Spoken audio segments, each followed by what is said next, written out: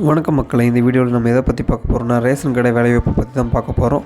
டோட்டலாக தமிழ்நாடு ஃபுல்லாக பார்த்தீங்கன்னா 6503 போஸ்டிங்க்கு 4 லட்சம் பேர் போட்டி போட்டாங்க.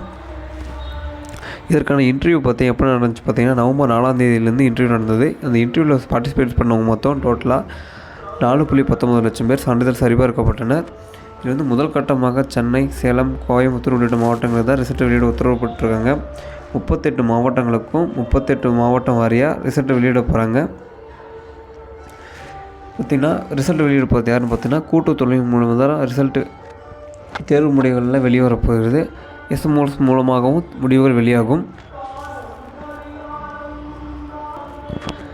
தேர்வு முடிவுகள்னு பார்த்தீங்கன்னா ஜனவரி லாஸ்ட் வீக்கே வெளியாகும்னு சொல்லிட்டு இருந்தாங்க. ஆனால் பார்த்தீங்கன்னா ஜனவரி மாதமே முடிஞ்சு போச்சு, இன்னும் வெளியாகலை. இப்போ பிப்ரவரி முதல் வாரம் கண்டிப்பாக வெளியாகும்னு சொல்லிட்டு தகவல் கிடச்சிருக்கு.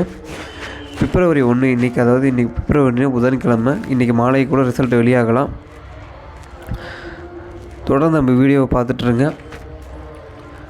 மீண்டும் அடுத்த வீடியோவோட பயனுள்ள தகவலோடு வரீங்க. நன்றி, வணக்கம்.